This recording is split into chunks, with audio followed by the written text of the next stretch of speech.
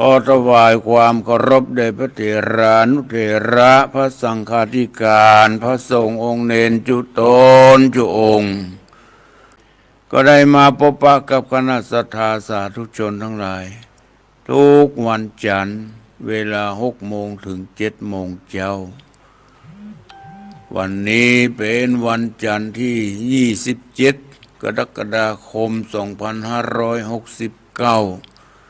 ขึ้น13 ค่ำเดือน10เหนือเดือน10ที่2แห่ง2 วันพระออกสถานญาติโยมทั้งหลายจะได้เป็นวันอาสาฬหบูชาและวันเข้าพรรษาเอาทั้งหลายได้เตรียมอกเตรียมใจในเข้าพรรษาได้ตั้งสัจจะอธิษฐานได้ทำคุณงามความดีในตลอดทั้ง3 เดือนแต่ละท่านก็ได้ไปนอนวัดนอนวาฟังน้ำฟังธรรมในฤดูที่พระสงฆ์องค์เจ้าได้จำพรรษารายการนี้ชื่อว่ารายการมรดกธรรมกำเมืองเทศนาอยู่ที่วัดสายมูลตำบลแม่กาอำเภอสันป่าตองจังหวัดเชียงใหม่ส่งสัญญาณไปที่แม่ข่ายวัดปักตังเจริญแล้วก็ท่านก็ได้ส่งไปตามกระแสของอินเทอร์เน็ตแล้วก็มีหลายๆสถานีเกาะเกี่ยวเอาสัญญาณนี้ไปออกอากาศคือกระปอกศรัทธาญาติโยมทั้งหลายได้รับฟังต้องขอขอบคุณอนุโมทนาต่อเจ้าของสถานีวิทยุทุกที่ทุกแห่ง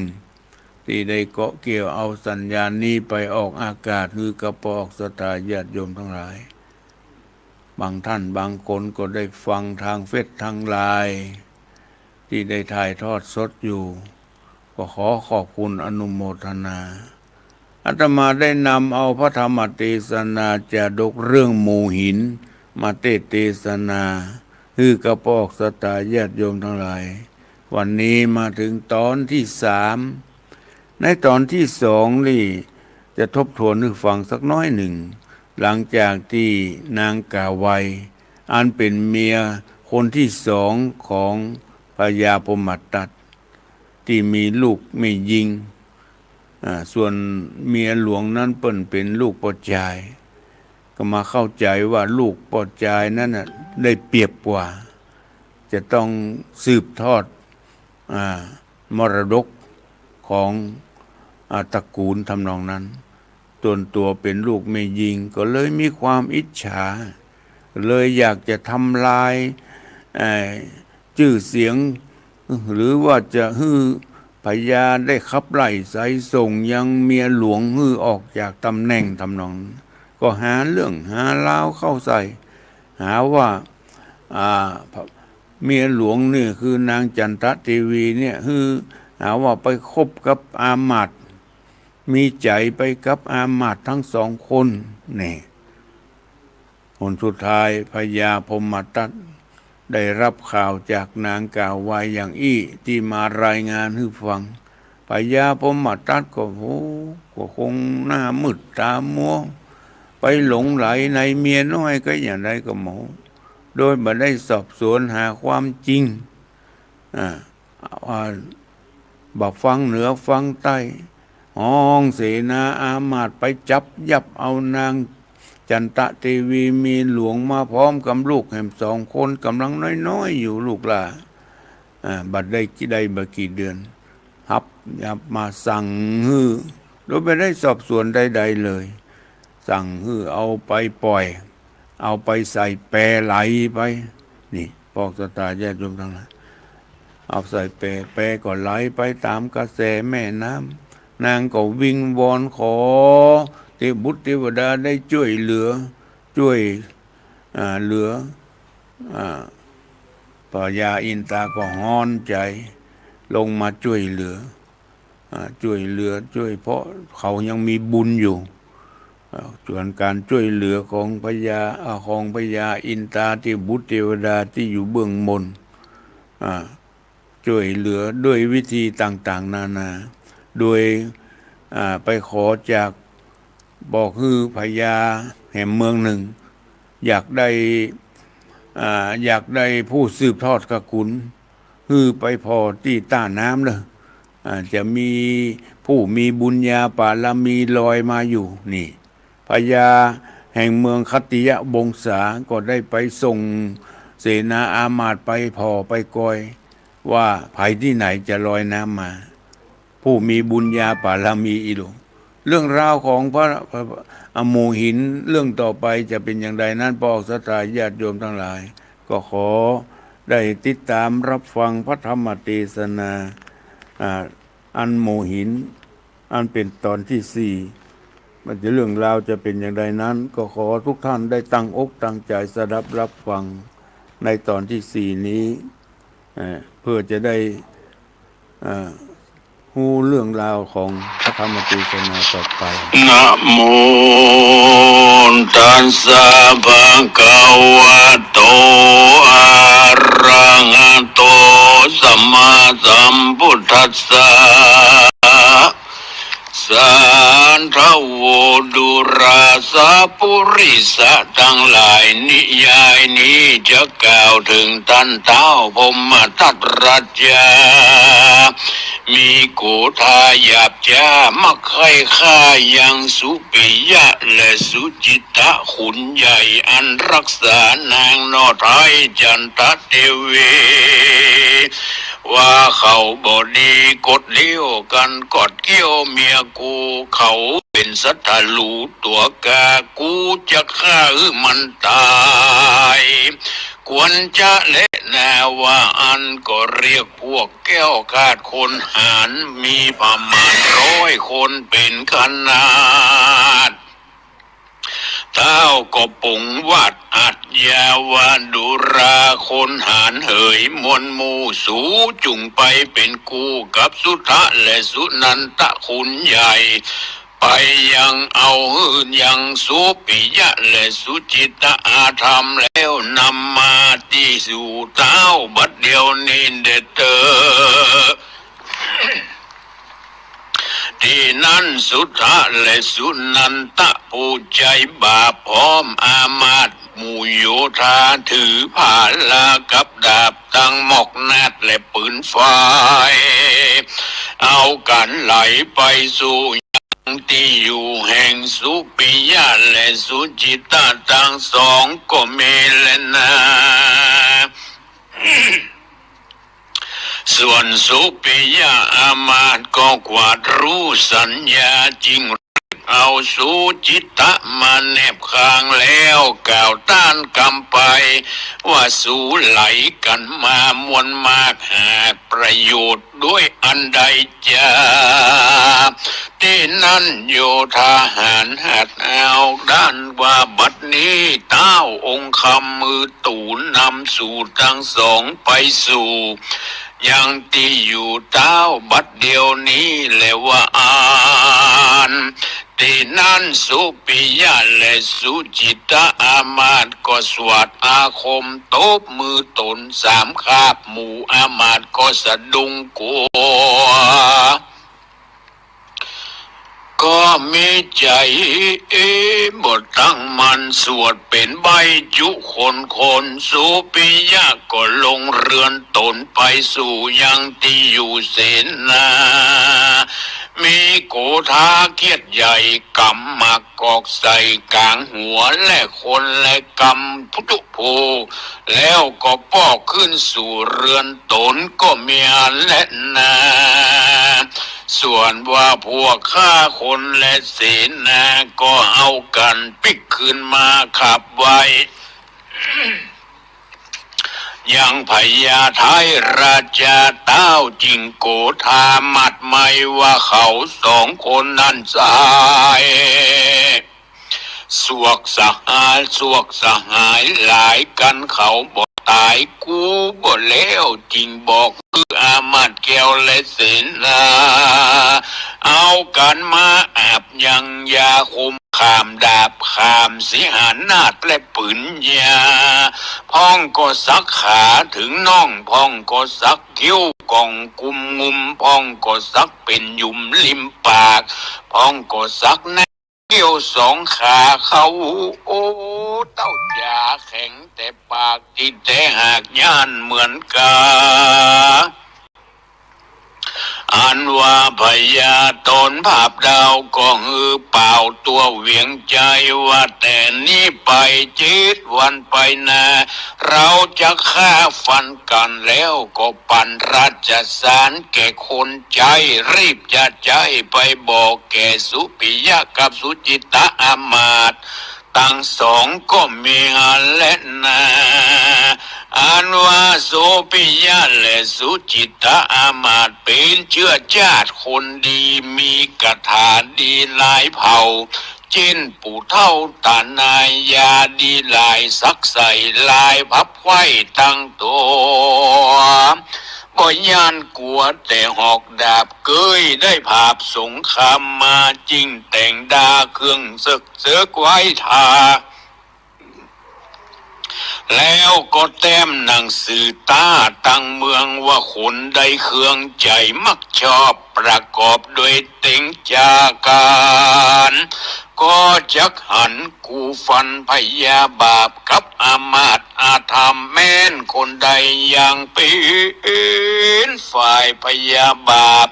กูจักผาบตัดหัวแม่นคนใดกลัวหือมายอมโดยรีบกูบ่นนีบเข่งหาเหมือนดังญาติกาคนบาปเขาก็หาเข้าเป็นฝ่ายพระยา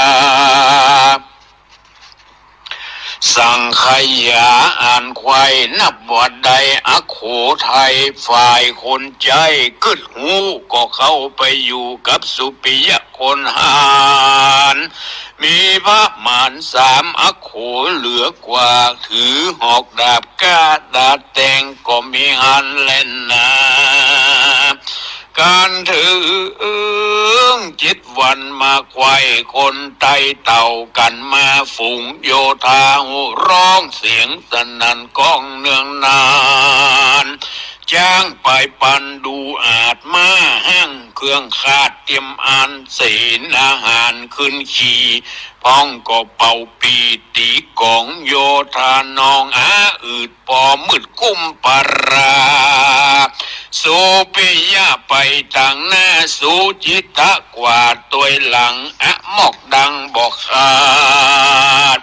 ตั้งสีหานาฏและปืนไฟเอากันไปละลังยุดพักยังที่ริมสนามก็มีอันและนาส่วนสุทธะและสุนันตะผู้ใบอามาตย์ใหญ่2 คนเอารีบปนแหงออกจิมอกจิมอกหลอกตุมตีกองกุมข่มขู่ตั้งทับอยู่ไผ่มันเหมือนดังสุทธะอามาตย์ก็ขี่จ้างตัวองค์อาจยิงมาสุปิยะก็ยิงกว่าบอกว่ากูหรือมึงหูตันตึงหมอกออกถือดาบออกไล่แต่งฟันคนชะกันตายควายนับอ่านได้หลายคนจนตาวันลงคำลาจิงปอกหน้ามาทับไผ่มันก็มีหันเล่นนารัตติยากันคืนนั้นดารุ่งสายฟ้าพุ่งขึ้นมาหมู่โยธาขึ้นขี่จ้างขอเกี่ยวแง้งซับหัวเสนานัวเล่นไล่จิมอกใหญ่ยิงการมืดมัวควันตัวฟ้าปอพอนาบ่หันกันจ้างหัวมันตายมากคนก็หักตายกองเลือดไหลนองตัวดาวคนหยดยาวผับเมืองละห่อเรือนไว้ปังเป่าละเมียเล่นลูกเต่าไว้มองได้ละงัวละควายตายเต้าเหตุพยาเป็นคนเง่าเสียจุมถือวันลุนแถมลาวยกหมู่เข้าแต่งฟันหันสุนันทะมาไกสุจิตะพุ่งหอกใส่พัก โกอกสุนันตะตูอกจะขอจ้างลวดมวยมังจีวางโสทะอันหกใส่หกดับราหอกดับไล่ฟันแตงตุกคนแรงบ่ยันปลายหอกท่านปอหักดาบฟันฟักบอกเขาหากเป็นคู่เก่าเหมือนกันสุทะอันมาไกลสุปิยะก็ไรเลยแต่งสองคนแข่งขนาดหอกดาบบ่ถามหายามจะตาจะขาดสุทะอามาตก็ปาดเต้านอนหงายสุปิยะกำหอกผายเข้าใส่เสียบอกไว้กับดินลวดบดต้วงบดติงกระดังจีดขาดม้างมะรณาคนปาลาบาปไปก็ได้ไปไม่ในอเวจีก็มีงานเล่นนาอันว่าโยธาและไพ่ฟ้าหันหัวหน้าตายไปเขาโอ้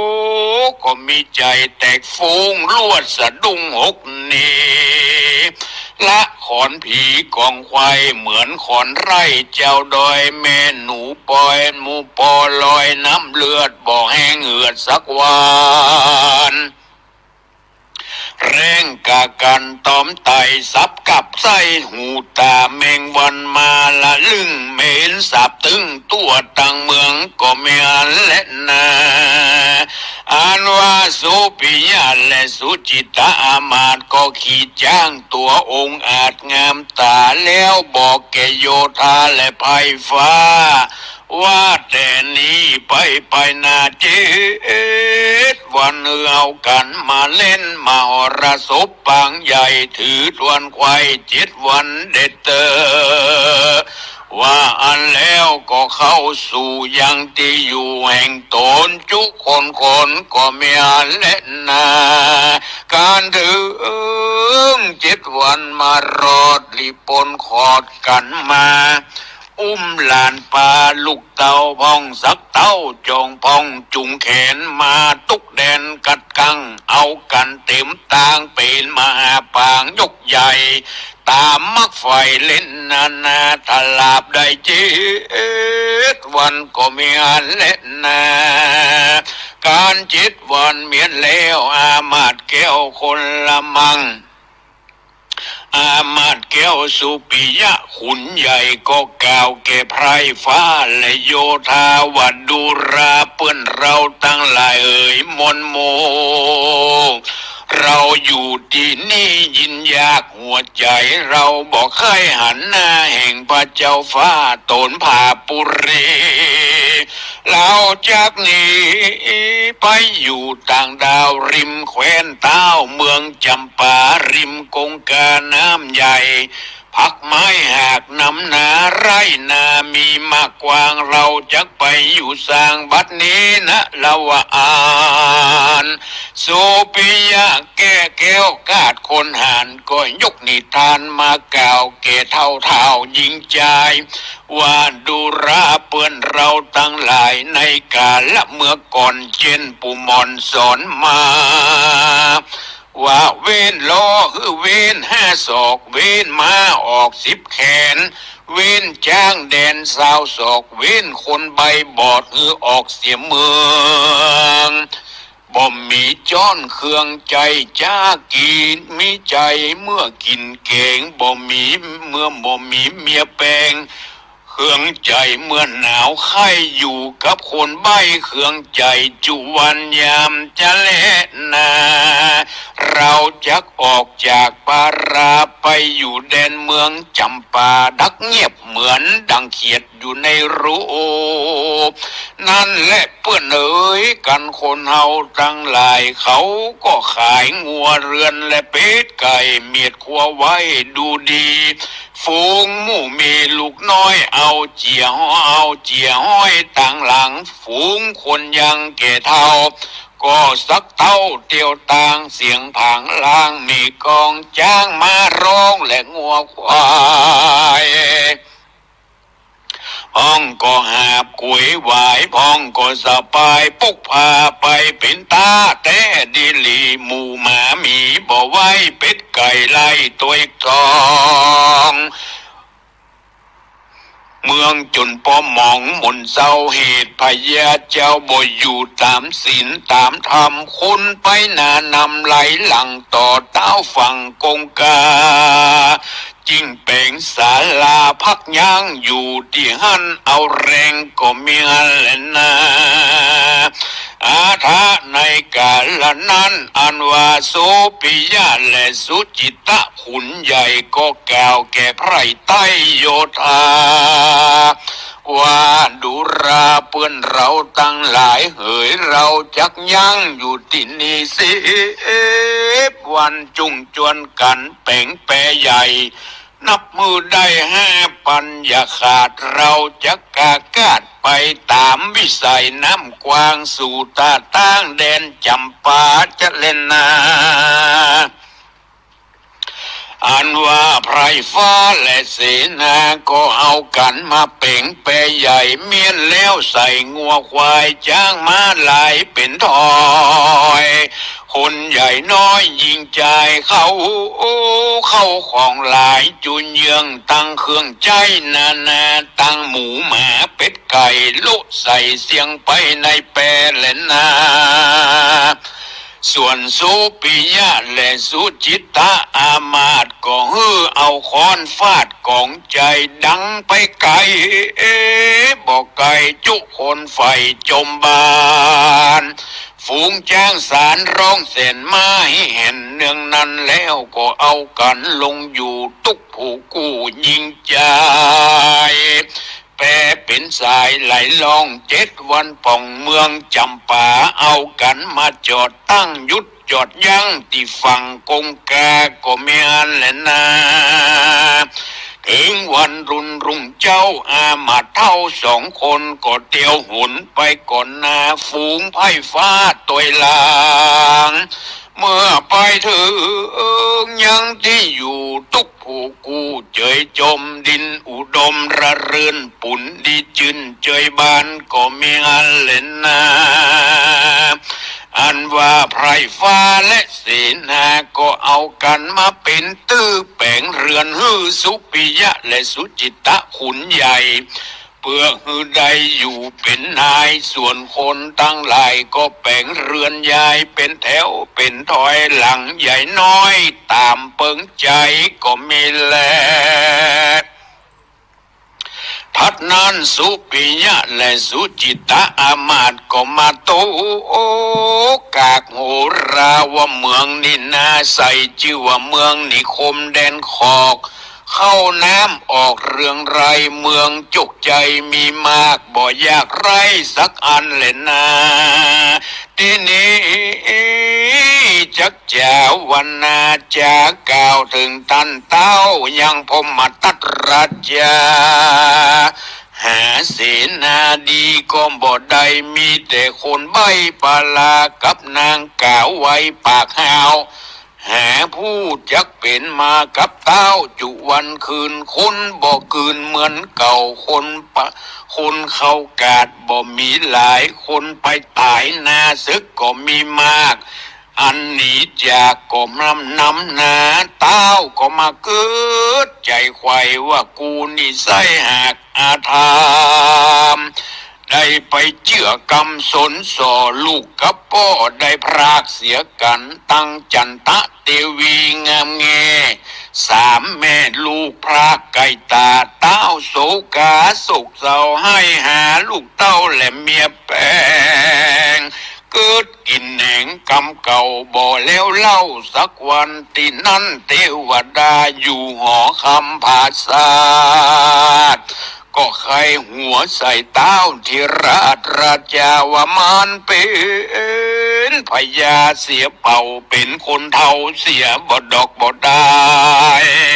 เป็นคนใจบ่หูกึดต่อเปิ้นมาสนมาสอก็ฟังกรรมเทวดาอยู่หอคำภาษาก็ติดเตียนเต้าที่ราชถึงวันก็มีอันและนา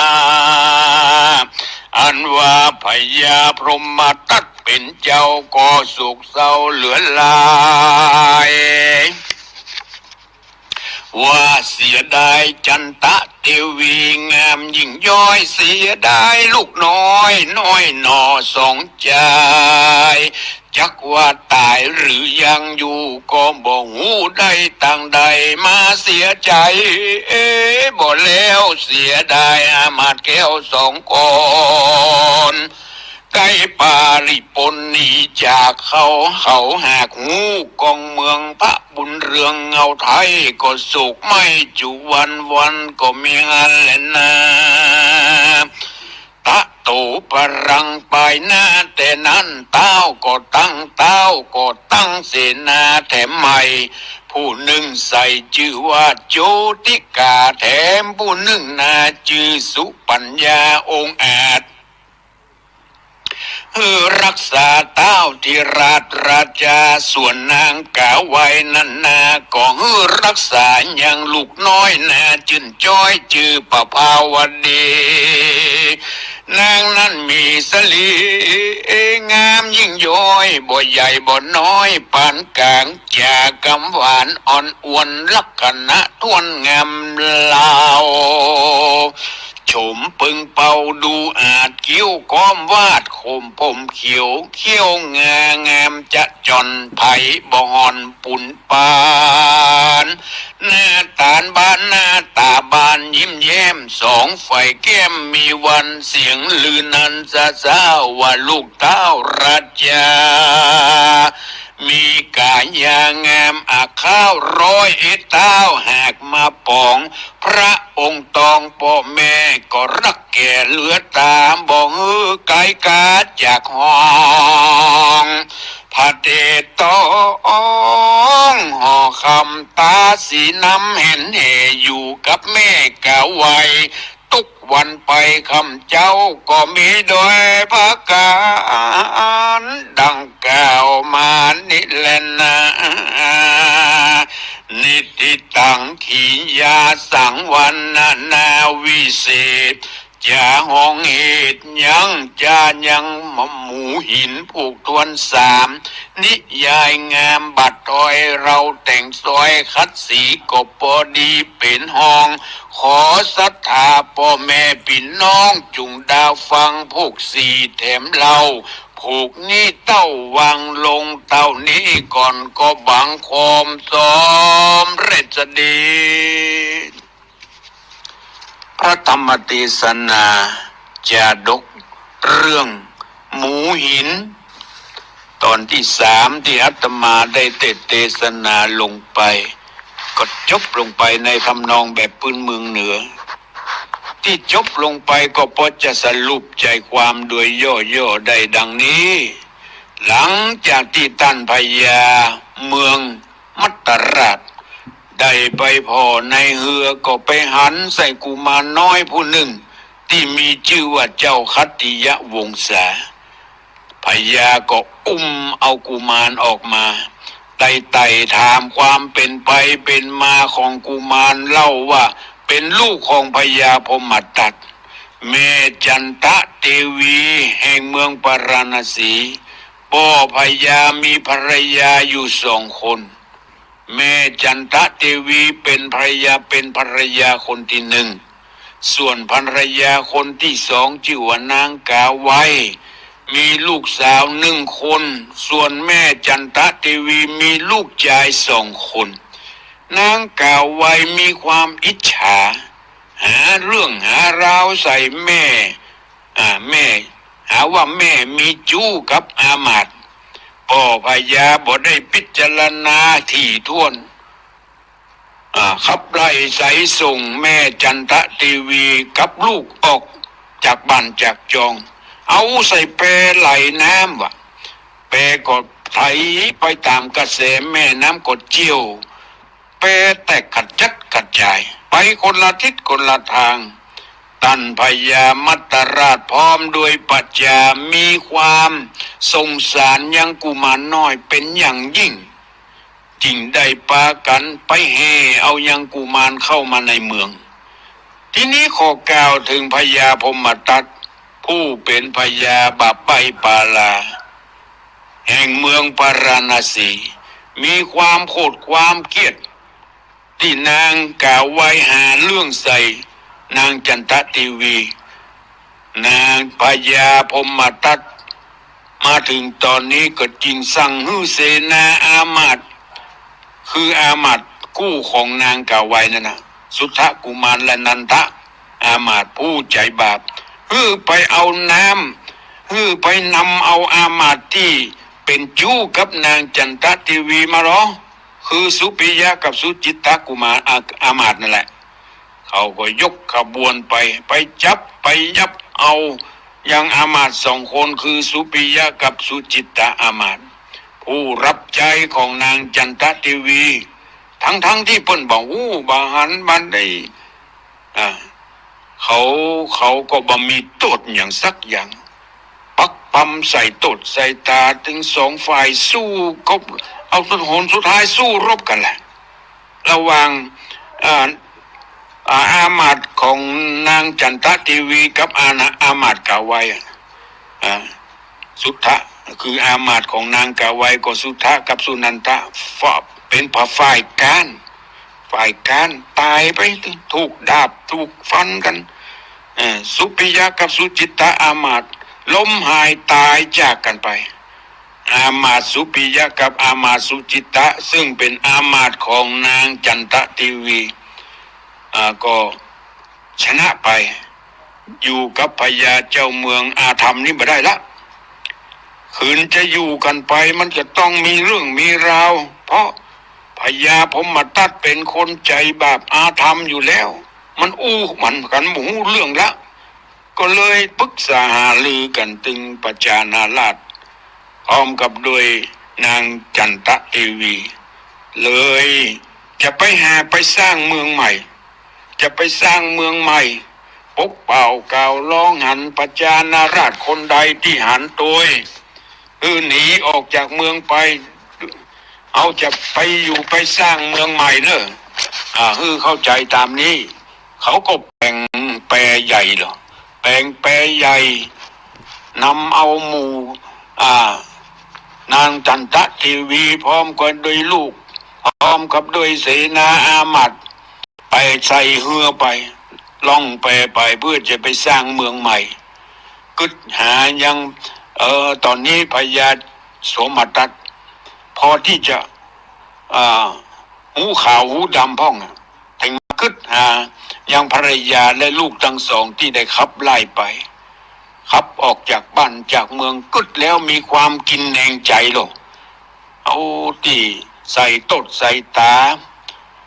นางผู้เปิ้นบ่มีตดบ่มีตาใส่ตดใส่ความเปิ้นบัดเดี๋ยวนี้มาหันลายของนางกาไว้โน้บัดหน้าเลยที่จะไปขับไล่นางจันททีวีกับลูกทั้งสองยังน้อยอยู่เดี๋ยวนี้กระจัดกระจายไปคนละที่คนละทางเนอะปอกสตาญาติโยมทั้งหลายเรื่องราวของหมู่หินตอนที่น่าจะเป็นไปอย่างใดนั้นเอาค่อยมาติดตามรับฟังในตอนต่อไปสำหรับวันนี้ก็ขอยุติหมู่หินไว้เพียงแค่นี้เวลาที่เหลือนี้ก็ขอให้แจ้งผลการรับฟังต่อไป0812898992เวลาที่เหลือนี้ใครที่จะโทรมาแจ้งผลการรับฟัง0812898992ขอขอบคุณนะที่ได้แจ้งผลการรับฟังทางเฟซทางไลน์ก็มีแม่เดือนเพ็ญทิมวังแม่สมศรีใจบุญแม่จิรพันธ์โมป้อชิสบาสมพรรัตนัง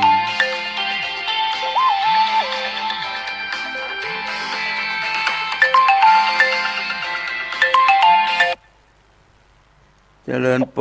นครับบริษัทครับฟังชัดเจนดีเนาะพ่อบุญธรรมเนาะครับตอนนี้ชัดเจนดีครับวันนั้นโทรก่อนไปหน่อยเนอะ เนี่ยก็ พอสู่มาไปเนอะ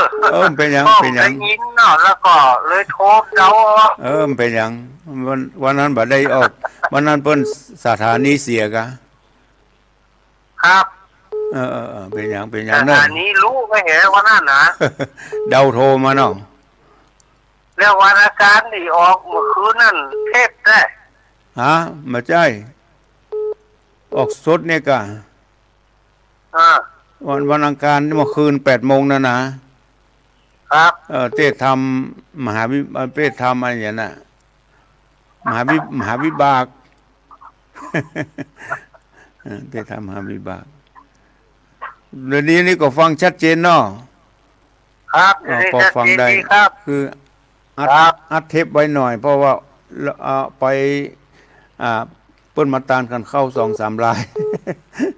อ๋อ ขอบคุณเนอะขอบคุณพ่อบุญธรรมเนอะ ครับครับไว้สาครับ เจริญปน เจ้ากับด้วยสาเจ้าท่านพระครูแม่สุเตี้ยบันศิลพรสิทธิ์อ่ะบ้านนองระปุนเนอะมาเดนนี่ตอนที่3แล้ว ตอน เนาะ ที่3จบไป เจ้าโอ้กำลังนี่ใจโต๊ดใจไหลายเปิ้นแท้ แล้วอ่ะมันมีนางร้ายนางเอกนางร้าย แม่มันถึงก็เมื่อเต้นได้เต้นเดิมแบบนั้น อืม เจ้าชัดเจนดีเด้อ ขอบคุณแม่สุแก้วเนอร์ บ้านอันฟองจะขึ้น98.7แน่ว่าถ้อยจ่องซักนะเจ้า เจริญปน ไม่สาเจ้า ไม่น้อยกะ เจ้าไม่น้อยจังหกเจ้า ที่ลำปางฟังชัดเจนดีเนาะ ชัดเจนดีเจ้าวัดวัดโทษอ่ะ วันโพดฟังได้สบายเลย ขอบคุณเนอะไม่น้อยเนอะ เจ้าแม่เป็นกำลังใจเนอะ ขอบคุณไม่น้อยตาโท แม่ก็ได้12 ปีแล้วนะ82แล้ว 80 ป่ายละบุญรักษาเนอะ โอ้แม่ก็บอกให้สบายนะ รักษาพยายามรักษาสุขภาพเนอะ เจ้า เจริญปน ไม่สาเจ้า แม่ไข่แก้วกันเนี่ย เจ้าไม่ใช่แก้วเจ้า ไข่แก้วโบกอ5 เจ้าน ครศรี เออ บุรี ไม่ใช่ทับกันเต้หนึ่งกันเนอะ ครับโอเคเอาวันจันทร์หน้าเนาะ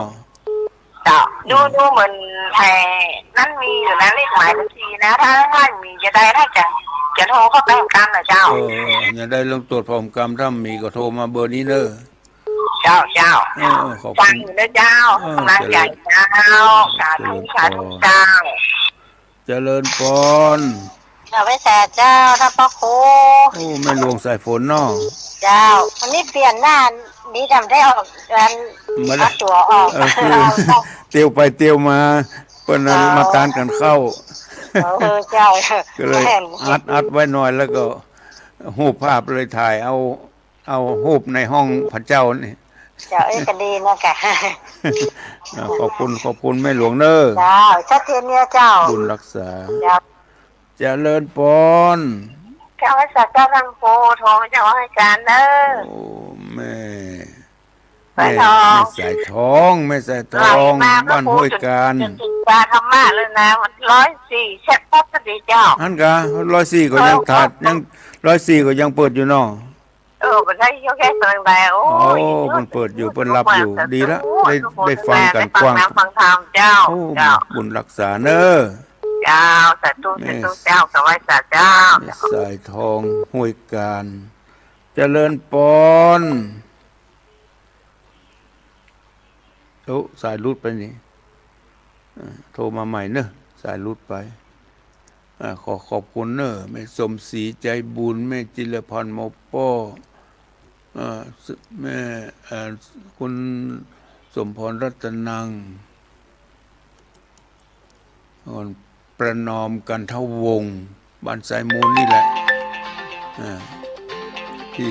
กดเครื่องรับฟังพี่ทักทายมาทางเฟซทางไลน์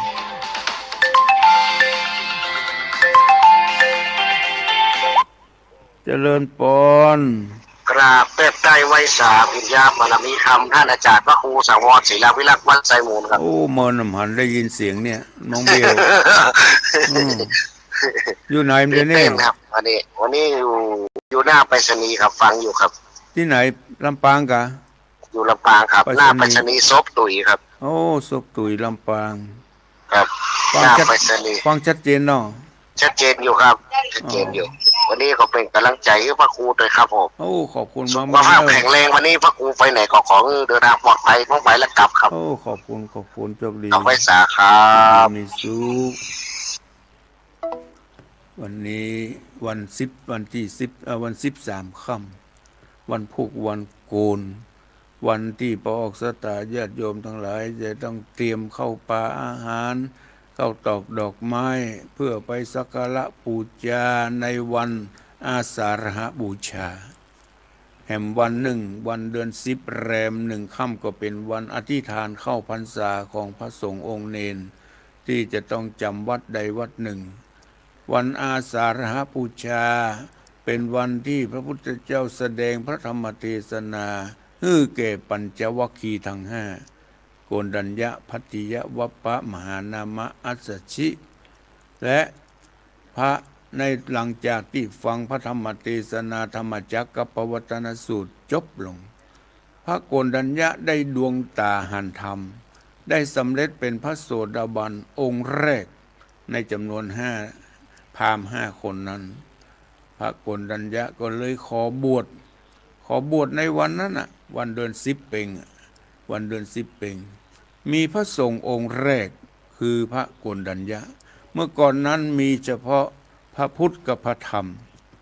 ก่อนนั้นมีเฉพาะพระพุทธเจ้าพระธรรมคำสั่งคำสอนของพระสัมมาสัมพุทธเจ้าหลายองค์คำสอนนี่มีมาตั้งแต่พระอรหันต์พระพุทธเจ้าองค์แรกองค์ที่2องค์ที่3จนมาถึงองค์ที่4เนี่ยพระธรรมมีมาก่อนพระ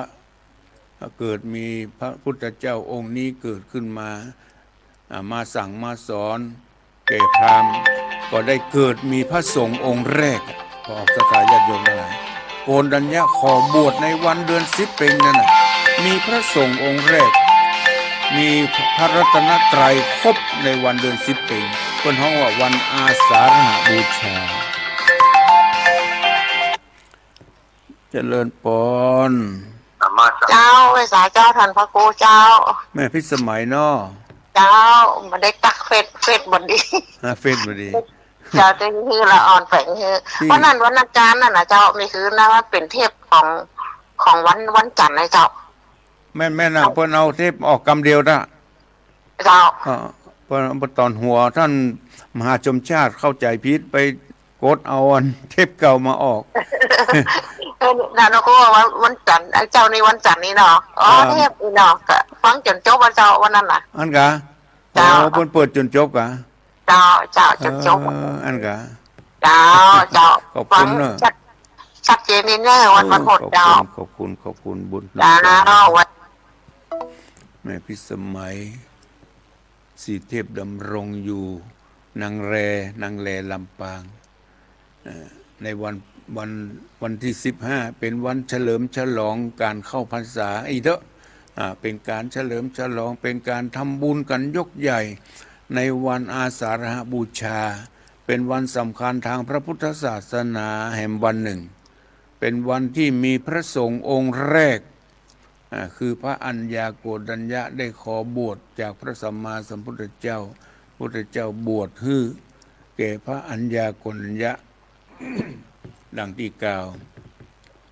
เป็นวันครบแห่งพระรัตนตรัยมีพระพุทธพระธรรมและพระสงฆ์ในวันขึ้น15ค่ำเดือน10นี่นะทางภาคกลางเป็นห้องว่าเดือน8อยู่เดือนเมืองเฮามันเร็วไป2เดือน2 เดือน60 วันทางภาคกลางเป็นห้องว่าเดือน8เพ็งอยู่8เพ็ญแต่เมืองเหนือเฮาเรียกว่าเดือน10เพ็งโดยเฉพาะปีนี้มีเดือน10ถึง2ครั้งเดือนเมืองเฮาปีนี้มี13เดือนนะสังเกตดูมี13เดือนเพราะมีเดือน12เตื้อ4ปีนี้จะมีครั้งหนึ่งบอกสตาญาติโยมทั้งหลาย4ปีจะมีเปิ้นฮ้องว่าเดือนมีอธิกามาสมีเดือนซ้ำกัน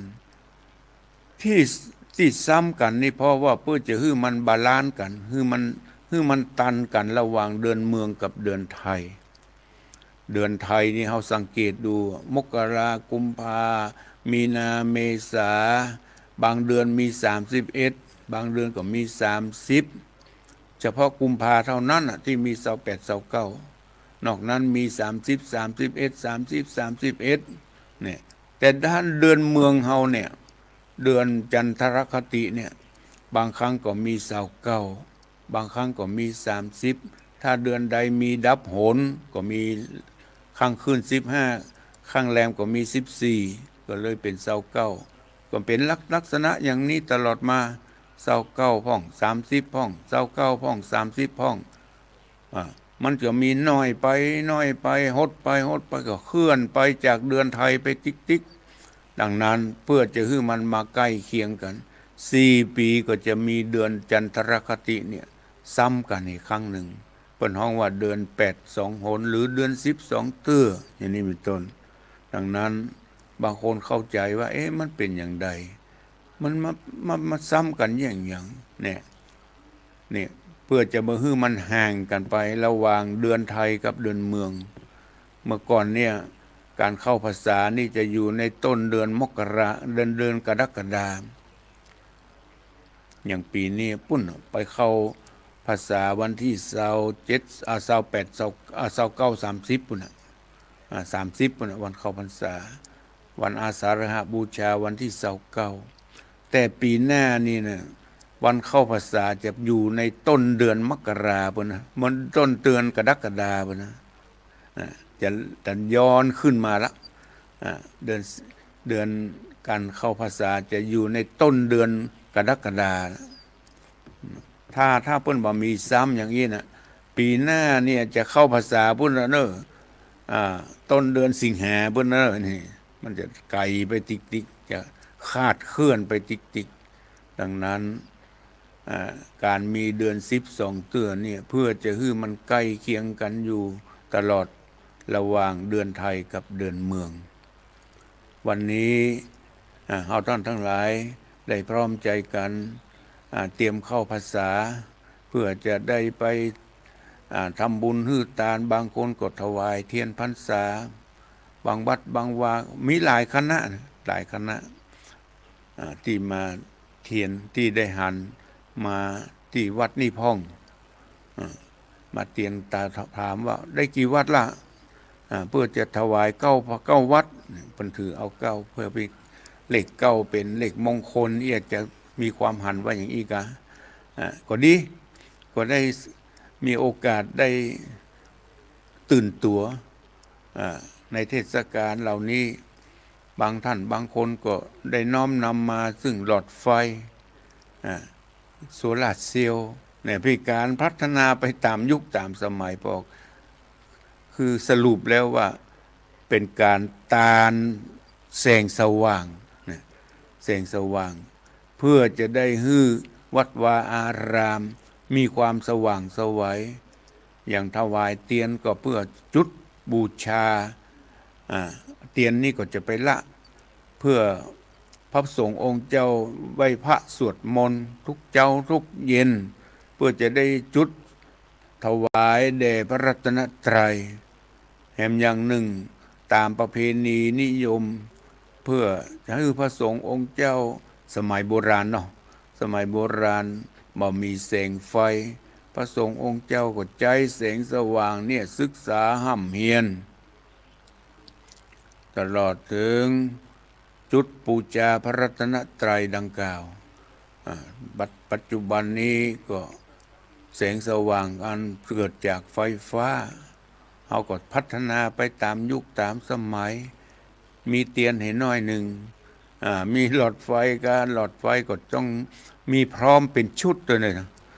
บางครั้งตาลเฉพาะหลอดห้วยเอาไปใส่ขามันบะมีมันชุดมันบะมีบางวัดบางวาปุถโธหลอดไฟนีออนนี่นะมีเยอะแยะมันบะมีขาบะมีประหลาดแต่ปัจจุบันนี้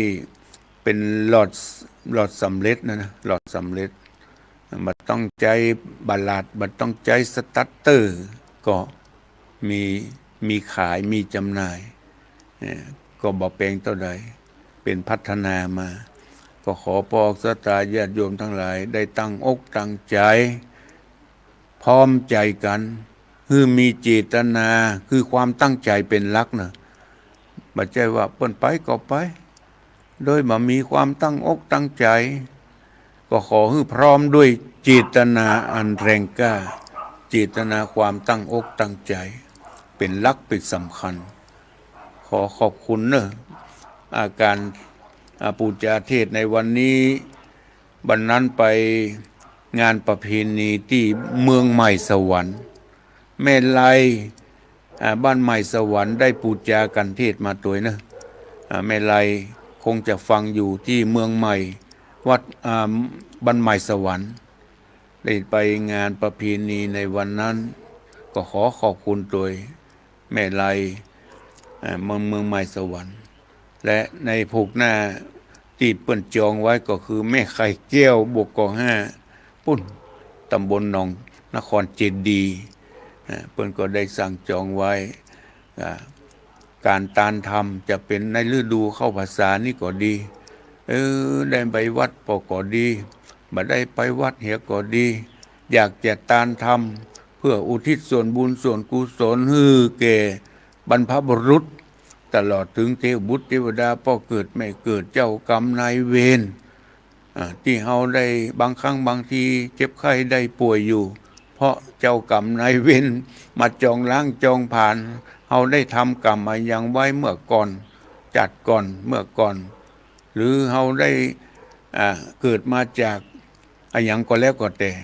เฮาก็นึกถึงพระคุณเขาเหล่านั้นอันเป็นปู่ย่าตายายปิตามารดาได้ล่วงลับดับขันไปเป็นการปูจากุลถึงเปิ้นจะไปเกิดแล้วก็ตามอีเถอะปูจากุลบุญกุลของบรรพบุรุษปู่ย่าตายายด้วยการอุทิศส่วนบุญส่วนกุศลไปให้มีสาวกถามพระพุทธเจ้าว่าการตอบแทนพระคุณผู้มีพระคุณเช่นปิตามารดาปู่ย่าตายายครูบาอาจารย์ที่ล่วงลับดับขันไปเขาจะตอบแทนบุญคุณเขาได้อย่างไรมีสิ่งเดียวเท่านั้นที่พระพุทธองค์ได้กล่าวคือการแสดงออกซึ่งความกตัญญูหูกุลกตเวทีตอบแทนผู้มีพระคุณโดยการอุทิศส่วนบุญส่วนกุศลได้ทำคุณงามความดีอะไรยังก็ตามเนอะได้ทำคุณงามความดีว่าบ่ว่าทางกายทางวาจาและทางจิตใจการทำความดีได้หลายทางทางกายก็ทำได้คือการทำอะไรยังก็เป็นทางกายทางวาจาการแนะนำสั่งสอนการอู้ดีทำการทำบอกกล่าวธรรมะให้แก่ผู้อื่นให้ได้ปฏิบัตินี่ก็ถือว่าได้บอกกล่าวได้ทำคุณงามความดีทางวาจาทางจิตใจได้กึศดีกึศในทางที่เป็นกุศลกึศการสร้างกึศการทำบุญให้ทานการทำความดีเหล่านี้ล้วนแล้วแต่เป็นการทำบุญไปในตัวนอกจากการให้ทานการรักษาศีลการเจริญภาวนามีการช่วยเหลือสังคมช่วยวัดช่วยว่าช่วยไปช่วยแปลงหูปี่หูสองน้องหูหนึ่งทำนองนั้นช่วยกันคิดช่วยกันอ่านช่วยกันกึศช่วยกันสร้างล้วนแล้วแต่เป็นการทำความดีทางกายทางวาจาทางใจการทำความดีเหล่านี้นอกจากตัวเองจะได้รับผลดีจากการกระทำขออุทิศส่วนบุญส่วนกุศลเหล่านี้